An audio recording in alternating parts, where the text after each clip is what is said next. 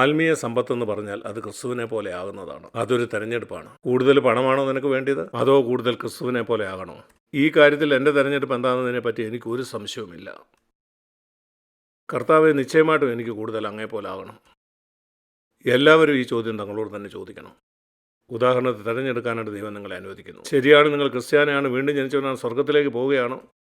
ഇപ്പം നിൻ്റെ ജീവിതത്തിൽ നിനക്ക് കൂടുതൽ പണമാണോ വേണ്ടത്, അതോ കൂടുതൽ കർത്താവിനെ പോലെ ആകണോ? എന്തായിരിക്കും നിൻ്റെ തിരഞ്ഞെടുപ്പ്? നിങ്ങളോട് തന്നെ ചോദിക്കുക. സത്യസന്ധമായി പറയുക, ഏതായിരിക്കും നിങ്ങൾ തിരഞ്ഞെടുക്കുന്നത്? അല്പം കൊണ്ട് തൃപ്തനായിരിക്കാൻ നിനക്ക് കഴിയുമോ? നീ സ്വർഗത്തിലേക്ക് പോവുകയാണ്, അതിനൊരു വ്യത്യാസമില്ല. എന്നാൽ ഞാൻ ആത്മീയമായിട്ട് വളർന്നില്ലെങ്കിലും എനിക്ക് കുഴപ്പമില്ല, എനിക്കിനിയും പണം വേണം. ഞാൻ പറയട്ടെ, ഇതാണ് മിക്ക ക്രിസ്ത്യാനികളും തിരഞ്ഞെടുക്കുന്നത്. അതുകൊണ്ടാണ് അവരുടെ ജീവിതാവസാനം വരെ അവർ ജഡീകരായിട്ടിരിക്കുന്നത്. അതുകൊണ്ട് അവരൊരിക്കലും ദൈവം ആഗ്രഹിക്കുമ്പോൾ സ്വർഗീയ മനസ്സുള്ള ആളുകളായിട്ട് മാറുന്നില്ല. എന്നാൽ എപ്പോഴാണ് അവരിത് മനസ്സിലാക്കുന്നത്? എന്താണ് അവരുടെ ജീവിതത്തിൽ നഷ്ടപ്പെട്ടതെന്ന്? അത് ഒരു ദിവസം അവർ യേശുവിൻ്റെ മുന്നിൽ നിൽക്കുമ്പോഴേ മനസ്സിലാവും. അന്ന് അവർ പറയും, ഓ, ഞാൻ എന്തൊരു മടയനായിരുന്നു. ഞാൻ ഇന്ന് കണ്ട് നാളെ മാറിപ്പോകുന്ന താൽക്കാലിക കാര്യങ്ങളെ തിരഞ്ഞെടുത്തുകൊണ്ട് നിത്യതയിൽ എന്നേക്കും നിലനിൽക്കുന്ന കാര്യങ്ങളെയാണ് തള്ളിക്കളഞ്ഞത്. നീ സ്വർഗത്തിൽ പോകുമായിരിക്കും, എന്നാലും എനിക്ക് കൃത്യമായിട്ട് അത് പറയാൻ അറിയില്ലെങ്കിലും നിത്യത മുഴുവനും ചില കാര്യങ്ങളിൽ അവർ വലിയ നഷ്ടം അനുഭവിക്കേണ്ടി വരും. കാരണം അവരുടെ തെരഞ്ഞെടുപ്പ് ഭൂമിയിലുള്ള കാര്യമായിരുന്നു, സ്വർഗീയ കാര്യങ്ങളായിരുന്നില്ല. അവർ പഴയ നിയമത്തിൻ്റെ കീഴിലായിരുന്നു, പുതിയ നിയമത്തിന് കീഴിലായിരുന്നില്ല. ഇതൊരു യാഥാർത്ഥ്യമാണ്. ഈ ധാരണയോടുകൂടിയാണ് നിങ്ങൾ പുതിയ നിയമം വായിക്കുന്നതെങ്കിൽ അത് പൂർണ്ണമായിട്ടും വ്യത്യസ്തമായിരിക്കും. നമുക്ക് വേണ്ടി ഒരു സന്ദേശം അതിൻ്റെ ഓരോ പേജിലും നിങ്ങൾ കാണും. അതിൽ വായിക്കുന്നതൊക്കെ നിങ്ങൾക്ക് വേണ്ടിയ കാര്യങ്ങളായിരിക്കും. ഒരു ചിത്രത്തിൻ്റെ ഫലഭാഗങ്ങൾ അതിൻ്റെ സ്ഥാനത്ത് വെച്ചാൽ അതൊരു പൂർണ്ണ ചിത്രമാകുന്ന പോലെ. ഇവിടെ ചില കാര്യങ്ങൾ വ്യക്തമാക്കി തരാനായിട്ട് നാം കർത്താവിനോട് ചോദിക്കേണ്ട ആവശ്യമുണ്ട്. കർത്താവെ, അങ്ങയോടൊന്നാകുന്നത് എന്താണെന്ന് മനസ്സിലാക്കാനായിട്ട് എന്നെ സഹായിക്കണം. ഇത് അപ്പോസ്തലനായ പൗലോസ് നിരന്തരമായിട്ട് പ്രസംഗിച്ച കാര്യമാണ്. യേശു ഈ ഭൂമിയിലായിരുന്നപ്പോൾ ഒരിക്കലും ഇതേപ്പറ്റി പ്രസംഗിച്ചിരുന്നില്ല. ഒരിക്കൽ പോലും ഇതിനെപ്പറ്റി യേശു സംസാരിച്ചില്ല. ഞാൻ നിങ്ങളുടെ പാപങ്ങൾക്ക് വേണ്ടി മരിക്കാൻ പോകുകയാണെന്ന് യേശു പല പ്രാവശ്യം പറഞ്ഞിട്ടുണ്ട്. ഞാൻ ഈ ഭൂമി വന്ന് നിങ്ങൾക്ക് വേണ്ടി മരിക്കാനാണെന്നും. സ്നേഹിതന്മാർക്ക് വേണ്ടി ജീവനെ കൊടുക്കുന്നതിലും അധികമുള്ള സ്നേഹം ആർക്കുമില്ല. എന്നാൽ യേശു ഒരിക്കലും പറഞ്ഞില്ല, എന്നാൽ ഞാൻ മരിക്കുമ്പോൾ നിങ്ങളും ആ മരണത്തിൽ പങ്കാളിയാവുന്നുള്ള കാര്യം. എന്തുകൊണ്ടാണ് അവനത് പറയാഞ്ഞ? അവനതറിയില്ലായിരുന്നോ? നിശ്ചയമായിട്ടും അതിന് കാരണം യോഹന്നാൻ സുവിശേഷത്തിൽ പറയുന്നുണ്ട്.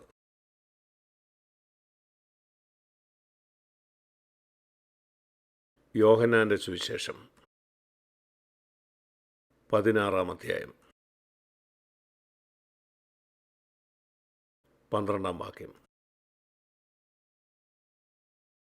വളരെ മനോഹരമായൊരു വാക്യമാണിത്. ഗൗരവമായിട്ട് നിങ്ങളത് ധ്യാനിക്കണം. യോഹന്നാൻ 16-ാം അധ്യായം 12 മുതൽ 15 വരെയുള്ള വാക്യം. ഇത് പരിശുദ്ധാത്മാവിൻ്റെ ഒരു പ്രധാനപ്പെട്ട വരമാണ്. അത് പ്രാഥമികമായിട്ടും അന്യഭാഷ പറയുന്നില്ല, അത് രണ്ടാമത്തെ കാര്യമാണ്.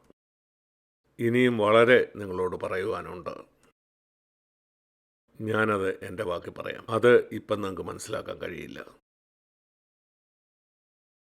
അത് നഴ്സറിയിൽ പഠിക്കുന്ന ഒരു കുട്ടിയെ കോളേജിൽ പഠിക്കേണ്ട കണക്ക് പഠിപ്പിക്കുന്ന പോലാണ്. അവനെന്ത് മനസ്സിലാവും? നിങ്ങൾ ആ കുഞ്ഞിനോട് പറയുകയാണ് 2 2 4 പഠിക്കുന്നതിനേക്കാൾ വളരെ കൂടുതൽ കണക്കിൽ പഠിക്കാനുണ്ട്. 3 3 6. മോനെ, നീ ഇപ്പോൾ പഠിക്കുന്ന കിൻഡർ ഗാർഡനിലാണ്. കുഞ്ഞെ, നിനക്കിപ്പോൾ അത് മനസ്സിലാകുകയില്ല. എന്നാൽ നീ പൂർണ്ണ ഹൃദയത്തോടെ പഠിച്ചുകൊണ്ടേ ഇരുന്നാൽ ഒരു ദിവസം നിനക്കത് മനസ്സിലാവും. അതാണ് യേശു പറഞ്ഞത്, എനിക്ക് നിങ്ങളോട് പല കാര്യങ്ങളും പറയാനുണ്ട്, എന്നാൽ ഇപ്പം നിങ്ങൾക്കത് മനസ്സിലാക്കാൻ കഴിയില്ല. എന്നാൽ എന്നും നിങ്ങളങ്ങനെ ആയിരിക്കണ്ട. എന്നാൽ സത്യത്തിൻ്റെ ആത്മാവ്, പരിശുദ്ധാത്മാവ്, അത് വരുമ്പം, അവൻ നിങ്ങളുടെ ഉള്ളിൽ വരുമ്പം, ആ സമയത്ത് പരിശുദ്ധാത്മാവ് വെളിയിലായിരുന്നു. പഴയ നിയമത്തിൽ ഉടനീളം അത് വെളിയിലായിരുന്നു. എന്നാൽ അവൻ നിങ്ങളുടെ ഉള്ളിൽ വരുമ്പോൾ അവൻ ആന്തരികമായിട്ട് എല്ലാ സത്യത്തിലും നിങ്ങളെ വഴി നടത്തും. ആ മുഴുവൻ സത്യത്തിലും 100% ആ പൂർണ്ണവൃത്തം. ഇപ്പോൾ അതിൻ്റെ ഒരു ചെറിയ അംശമേ നീ കാണുന്നുള്ളൂ. നിങ്ങൾക്കറിയാലോ, ഒരു പൂർണ്ണവൃത്തം വരച്ചിട്ട് അതിൻ്റെ ഒരു ചെറിയ ഭാഗം പെയിൻറ്റ് ചെയ്യുന്ന പോലെ. അതാണ് പാപക്ഷമയെന്ന് പറയുന്നത്. യേശു പറയാണ്, അതുമാത്രമേ എനിക്ക് പറഞ്ഞു തരാൻ കഴിയുന്നുള്ളൂ. ആ വൃത്തത്തിൽ ഇനി അനേക കാര്യങ്ങളുണ്ട്. ഞാനതിപ്പോൾ നിങ്ങളോട് പറഞ്ഞാലും നിങ്ങൾക്കത് മനസ്സിലാക്കാൻ കഴിയില്ല. ഞാൻ പറഞ്ഞ പോലെ PhD പഠിപ്പിക്കുന്ന കണക്ക് 5 വയസ്സുള്ളൊരു കുഞ്ഞിനെ പഠിപ്പിക്കുന്ന പോലാണ്. അതെല്ലാം ശരിയാണ്, എന്നാൽ അവൻ എന്ത് മനസ്സിലാകും? യേശുവിന് അതെല്ലാം വിവരിക്കാമായിരുന്നു. റോമർ 6-ലും കൊലോസ്യർ 3-ലും ഒക്കെ പറയുന്ന കാര്യങ്ങൾ. അവനത് പറഞ്ഞാൽ അവർക്കൊന്നും മനസ്സിലാകുകയില്ലായിരുന്നു. അതിപ്പം നിങ്ങൾക്ക് മനസ്സിലാക്കാൻ കഴിയില്ല. എന്നാൽ അവൻ വരുമ്പം അവൻ നിങ്ങളെ സകല സത്യത്തിലും വഴി നടത്തും. അവൻ എന്താണ് ചെയ്യാൻ പോകുന്നത്? 14-ാം വാക്യം നോക്കിയേ. ആ വാക്യത്തിൻ്റെ ആദ്യഭാവം. അവൻ എനിക്കുള്ളതിൽ നിന്നെടുത്ത് നിങ്ങളെ അറിയിച്ചു തരും. ആന്തരികമായ കാര്യം. യേശു പുറമേ ചെയ്ത കാര്യങ്ങൾ അറിയാൻ നിങ്ങൾക്ക് പരിശുദ്ധാത്മാവിൻ്റെ ആവശ്യമില്ല. അവൻ രോഗികളെ സൗഖ്യമാക്കി. ഒരു നിരീശ്വരനും വേദപുസ്തകം വായിച്ചത് മനസ്സിലാക്കാം. നിങ്ങളൊരു നിരീശ്വരവാദിയാണെങ്കിൽ വെള്ളത്തിന് മീതെ നടന്ന് രോഗിയെ സൗഖ്യമാക്കിയതൊക്കെ മനസ്സിലാവും. 5 അപ്പം 5000 ആക്കിയത്. യേശു ചെയ്ത എല്ലാ അത്ഭുതവും ഒരു നിരീശ്വരവാദിക്കും വായിച്ചാൽ മനസ്സിലാവും. എന്നാൽ ചില കാര്യങ്ങൾക്ക് നിങ്ങൾക്ക് മനസ്സിലാക്കാൻ കഴിയില്ല. അതിന് പരിശുദ്ധാത്മാവ് നിങ്ങളുടെ ഉള്ളിൽ വരണം. അത് ഈ പുറമേയുള്ള കാര്യങ്ങളല്ല, ആന്തരികമായ കാര്യമാണ്. കഴിഞ്ഞ വർഷങ്ങളിലൊക്കെ എനിക്ക് മനസ്സിലായ ഒരു കാര്യം ഇതാണ്. തങ്ങളുടെ പുറമേയുള്ള കാര്യങ്ങളിൽ മാത്രം തൽപരരായിരിക്കുന്ന ക്രിസ്ത്യാനികൾ, അവരുടെ ചിന്ത ഇത്ര മാത്രമേ ഉള്ളൂ. എൻ്റെ ക്രിസ്ത്യ ജീവിതത്തിൽ കൂടെ സഭയിലുള്ള മറ്റാളുകളിൽ ഞാനൊരു മതിപ്പുളവാക്കുന്നുണ്ടോ? എനിക്ക് മറ്റുള്ളവരുടെ മുമ്പിൽ ഒരു നല്ല സാക്ഷ്യമുണ്ടോ? ഞാനൊരു നല്ല ക്രിസ്ത്യാനിയാണെന്ന് അവർ ചിന്തിക്കുന്നു. പുറമേയുള്ള കാര്യങ്ങളിൽ തൽപരരായിരിക്കുന്ന ക്രിസ്ത്യാനികൾ, അവർക്ക് കാണാൻ കഴിയുന്നത് ഈ പുറമേയുള്ള ക്രിസ്തുവിനെ മാത്രമായിരിക്കും.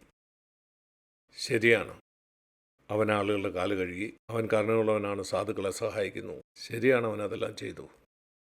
പുറമേയുള്ള ആ കാര്യങ്ങൾ. മിക്ക ആളുകളും പുറമേയുള്ള ഈ യേശുവിനെ മാത്രമേ കാണുന്നുള്ളൂ. എന്നാൽ ക്രിസ്തുവിൻ്റെ മനസ്സ്, അവൻ ഈ ഭൂമിയിൽ ജീവിച്ചപ്പോൾ അവൻ്റെ മൂല്യബോധ്യം എന്തായിരുന്നു?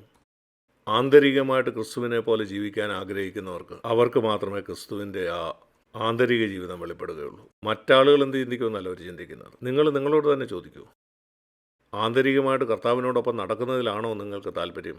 അതോ സഭയിലുള്ള മറ്റാളുകൾ നിങ്ങളെക്കുറിച്ച് എന്ത് ചിന്തിക്കും എന്നുള്ള കാര്യം മാത്രമാണോ? അതാണ് തീരുമാനിക്കുന്നത് യേശുവിൻ്റെ ആന്തരിക ജീവൻ നിങ്ങൾക്ക് അറിയാമോ ഇല്ലയോ എന്നുള്ളത്. അതോ പുറമേയുള്ള ക്രിസ്തുവിനെ മാത്രമേ നിങ്ങൾക്ക് അറിയുള്ളൂ? നിങ്ങൾ വന്നൊരു സന്ദേശം കേൾക്കുമ്പോൾ പോലും അതിൻ്റെ പുറമേയുള്ള കാര്യങ്ങൾ മാത്രമേ നിങ്ങൾക്ക് കേൾക്കാൻ കഴിയത്തുള്ളൂ. അതിനകത്തുള്ളത് നിങ്ങൾക്ക് മനസ്സിലാകുകയില്ല. കാരണം ആന്തരികമായിട്ട് ക്രിസ്തുവിനോടൊപ്പം നടക്കാൻ നിങ്ങൾക്ക് താല്പര്യമില്ല. ഇതെല്ലാം ആശ്രയിച്ചിരിക്കുന്ന എത്രമാത്രം നിങ്ങൾ അകത്തെത്ര സ്വർഗീയ മനസ്സുള്ളവനാകാൻ താല്പര്യപ്പെടുന്നു. നമ്മുടെ ആഗ്രഹം എന്തോ അതനുസരിച്ചാണ് ദൈവം പ്രവർത്തിക്കുന്നത്. ആ ആഗ്രഹത്തിൻ്റെ ആഴമനുസരിച്ച്. പിന്നെ അവൻ തുടർന്ന് പറയുകയാണ്, പിതാവിനുള്ളതൊക്കെയും എനിക്കുള്ളത്. 15-ാം വാക്യത്തിൽ അതേ കാര്യം യേശു പിന്നെയും പറയുകയാണ്. അവൻ എനിക്കുള്ളതിൽ നിന്ന് എടുത്ത് നിങ്ങളെ അറിയിച്ചു തരും. അറിയിച്ചു തരിക എന്ന് പറഞ്ഞാൽ വെളിപ്പെടുത്തി തരും. അത് മറഞ്ഞിരിക്കുകയാണ്. അത് നിങ്ങൾക്ക് അവൻ വെളിപ്പെടുത്തി തരും.